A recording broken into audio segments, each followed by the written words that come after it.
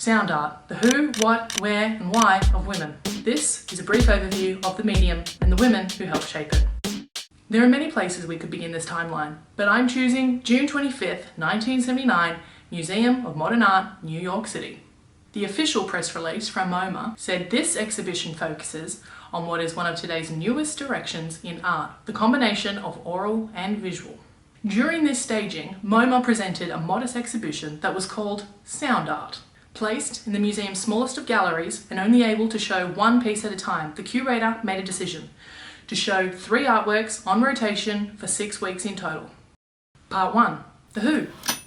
We start our journey with 1 curator and 3 artists. All women and all with their own stories about what it means to be an artist. Barbara London, Maggie Payne, Connie Beckley, and Julia Hayward. While this exhibition didn't intend to be a feminist movement curated by a woman with only female artists, it certainly turned out that way based only on skill and their artworks alone. A theme that you will soon come to notice within this medium. The first of the 3 works was by Maggie Payne. Payne had once said that she always felt limited by mono and stereo recordings and that they lacked the richness of the acoustical complexity that the natural world presents. Payne proposed 2 quadraphonic works to be presented to MoMA, an 8-minute piece called Lunar Dusk and a nearly 13-minute piece called Lunar Earthrise. Earthrise featured synthesizers and multi-tracks that she carefully recorded 1 track at a time, eventually building up as many as 20 tracks in some sections. She utilised pitch matching, pitch bending and phase shifting between the tracks to enhance the feeling of sound movement. This original artwork doesn't exist in the modern world, but there is a modified version that Payne has said is very similar to what it would have sounded like in 1979.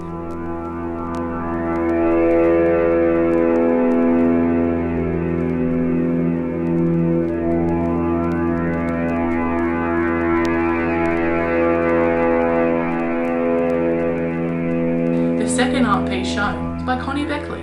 In her early stages of art making, she also had an interest in spatialization of sound, but it was more related to physical materials. The Note was featured on a plinth on one side of a dimly lit room, a large glass bottle with an audio driver on the inside.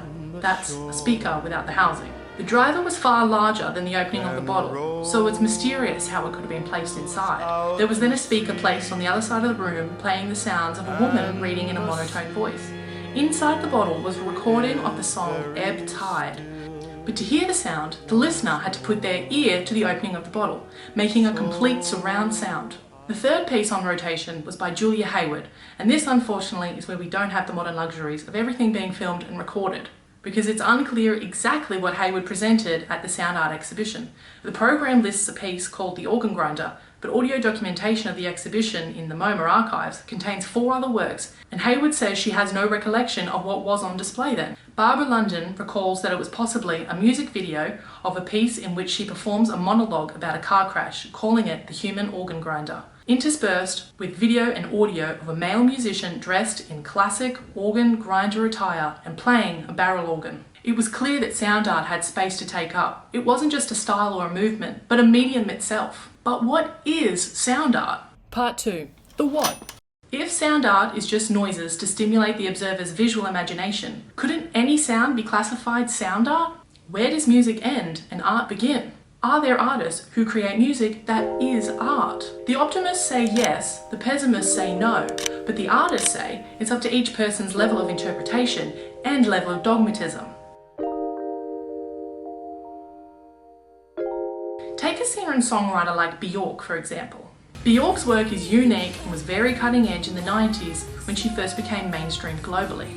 But take a minute to reflect on what we now know about the 1979 MoMA pieces and compare it to Björk. Do you see any common themes? Does it stimulate the visual imagery for you? Do you believe it is sound art or just funky music that differs from other popular music and sonic scapes?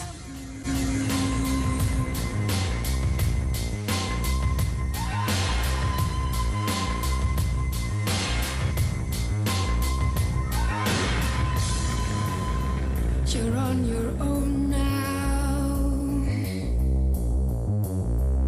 We won't say. And so again, we must look to Barbara London. Sound art's diversity and intangibility makes it difficult to pigeonhole.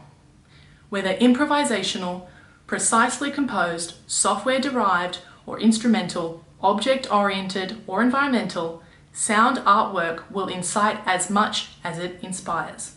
With these words, London has helped define something that is equally narrow as it is broad. Sound art typically differentiates from music in the physical space that it is consumed. Sound art is usually presented in museums, galleries, or alternative spaces. The key word there being usually. Part 3. The where. I invite you to consider where your line for art begins. Is it in your Spotify library, or is it only in a museum or by commissioned piece?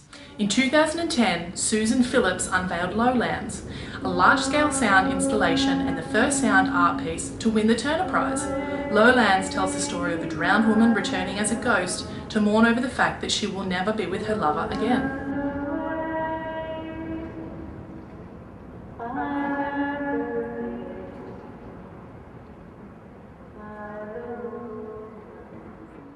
This is just one example on how sound art is open to more interpretation. Christine's son Kim, she was born deaf and yet is one of the most prominent sound artists of today. In 2015, she welcomed the world to the game of skill, where the audience is invited to drive a radio along a cable line, changing the sound of the voice coming from the radio according to the walking speed and direction.